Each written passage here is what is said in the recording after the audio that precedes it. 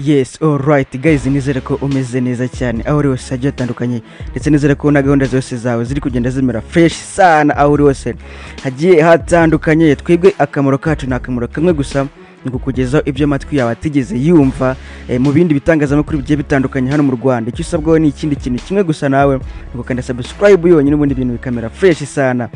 Nyine tugenda tukugezaho amakuru agenda avugwa hirya no hino, agezweho umunsi ku munsi. Guys, rero ikintu kiri kugenda kivugwa hano ni igiki cyaciye ibintu.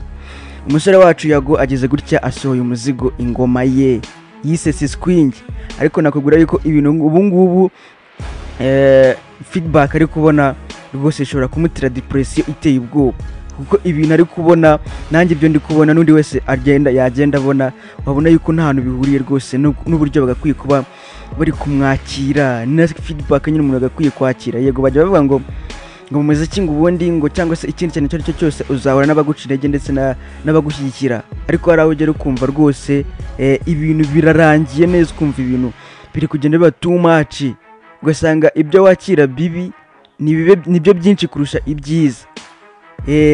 Niko nguko bimeze. Yago amaze gusohora umuzigo bawita Siskwingi, yawusohoye ejo kwa gatanu. Ubu ngubu afite Yago TV show yacishagaho ibiganiro mbere yose. Amaze gucishaho ibiganiro, murabizi yafashaga abahanzi mu buryo bugiye bitandukanye, yarangiza abandi agatera inkunga abaturage batandukanye. Murabizi ibyo yakoreye Isa New Boy. Ubu ngubu ahari murahaza ameze neza cyane, umusore wacu Isa New Boy ahari ameze neza rwose, ibintu bimeze fresh sana. Nabonye yatangiye kwinjira no mu bintu byo gukina amafilimi, ibyo byose ni Yago bimufashijemo, amushingira utubari, amabutike, ibiki byose. Nta kuntu nyine atageze ngo afashe uriya mutipe Isa New Boy. Sasa rero nyuma y'ibyo byose ageze gutya umuziki aba ari we yinjiramo cyane. Mbere yuko atangira kwandika indirimbo cyangwa se ngo azikompose azihimbe, ubundi mbibutsa yuko mbere yajyaga apostinga ari gusubiramo indirimbo z'abahanzi. Usanga wenda n'urugero Bruce Melody cyangwa se Meddy cyangwa se Ken Solo basohoye umuzigo hariya,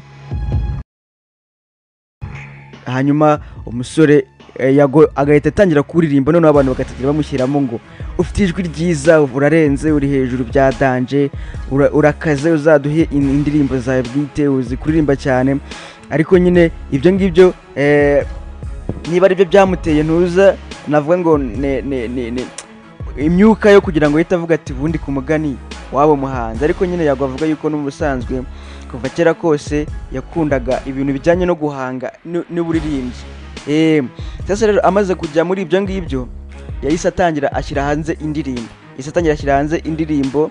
Yarabanje ashyira hanze umuzigo witwa Suwejo, indirimbo yakunzwe cyane ku rwego rwo hejuru biteye ubwoba. Ariko indirimbo yo kubungu yujuje miliyoni irenga y'aba views, abayirebye ni miliyoni irenga. Iraho nyine kubera ko yari indirimbo nyine irimo akantu nyine ni nka message harimo message nziza, abantu barayishimiye cyane. Akubitanze undi muzigo bawita Rata yo rwose miliyoni yaranze kuzura, byaranze, aracyarwaza avuga ati mumfashe rwose mungi rwose mureke twuzuze miliyoni, ariko wapi byaranze.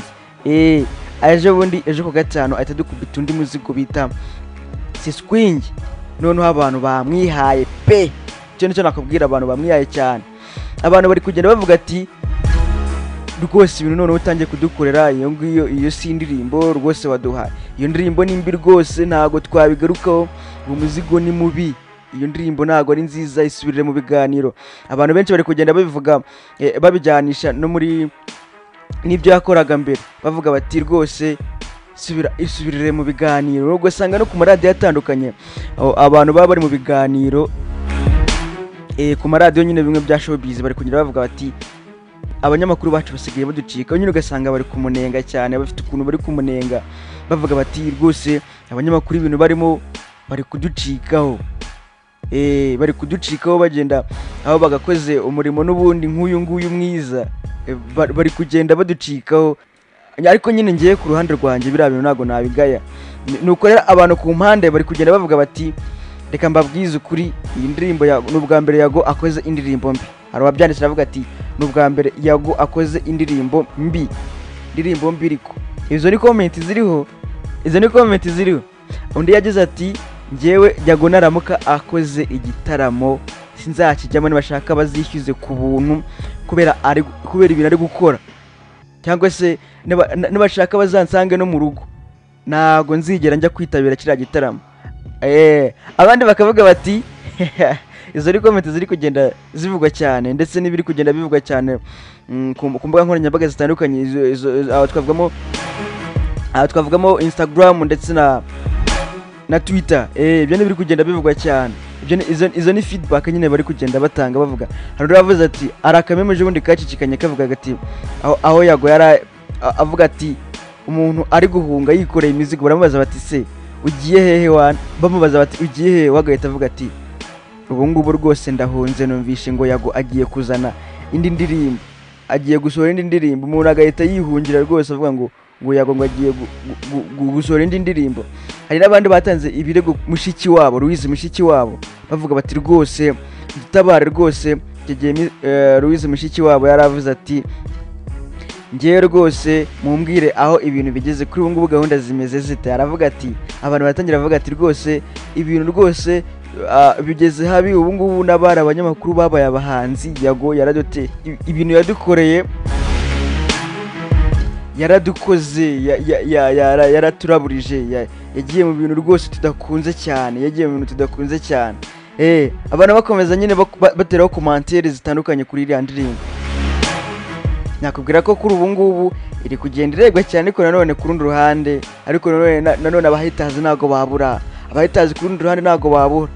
Bagira bavuga bati rwo ngira ngo murabizi yuko agisohora indirimbo bwa mbere na mbere, indirimbo akisora byarabanje biravugwa cyane, abantu bavuga bati iriya ndirimbo siye yari ya Element, indirimbo yitwa Suwejo. Agisohora indirimbo yitwa Suwejo, abantu bayatangiye baravuga bati ibirabyo ntago rwose iriya ndirimbo ntago ari iye, iriya ndirimbo uburyo yayikozemo, amajwi ntabwo yaraye, baragiye ijwi nyine ntago ari we yanditse, umuntu wari wayanditse bati ni Element n'ijwi, ubundi indirimbo yose bavuga bati ni Element.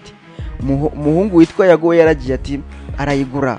Izi ni comment iz'abantu bagiye nyine babahitazi bagenda batandukanye bavuga bati indirimbo yarayanditse Element, amaze kuyandika Yago aragenda arayigura, kuko mwumva yuko n'uburyo aririmba rwose aba dafitingamo cyane, kuko abari amajwi ye baragiye barayatumbagiza cyane, ku buryo nyine bayatumbagiza cyane ku buryo bihura n'uburyo uwayanditse yari yayiririmbye cyangwa se yari yayipanze yayiririmbye.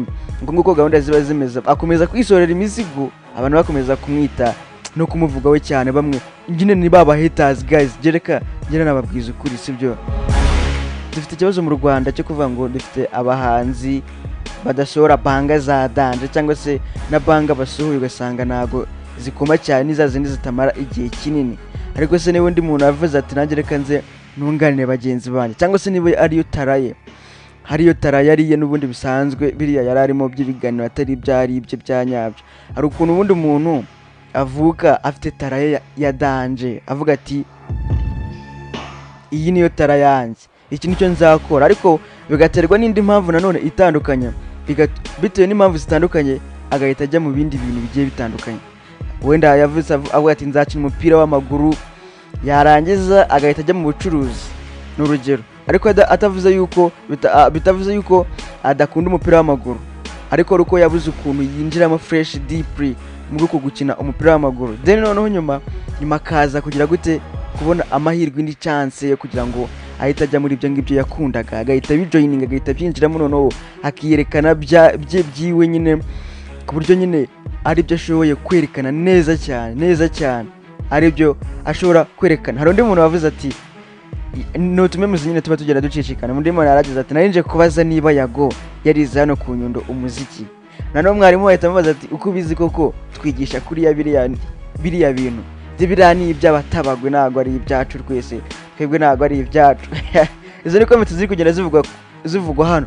Ndavuga ati ndababwira ko nava hano n'amaguru nkagera Uganda aho kumva indirimbo ya Yago cyangwa se uyu muziki wa Yago yasohoye. Izo ngizo ni feedback ari kugenda nyine bamwoherereza bamubwira guys twihangane rwose niba umuntu yigiriye mu kintu cye yikundira. Ahubwo njye navuga ko mu Rwanda harimo ikintu cy'amashyari bya danje niba umuntu yifitiye rega turetse n'ibyo ngibyo umuntu akora ikintu agamijemo inyungu niba areba akavuga ati niba nkoze ikiganiro kikagira views 80,000 ariko izo views 80,000 ugasanga ntawe gihuriye n'indirimbo nakoze ifite miliyoni mu nyungu abigenza ate ni ugukora nyine ibintu yumva nyine nawe bimuha profit iteye ubwoba yatanje iri hejuru ntago rero twagakwiye kujya tujudginga abantu twirwa tuvuga ngo ngwiki ahubwo ni kakane nyine ko kumva yuko aduciyeho araturenze ubu ngubu dusigaye inyuma y'ibintu nk'ibyo ngibyo bigenda bivuga mu mashowbiz nyarwanda by'amashyari by'amabeef ubutaha nzabakorera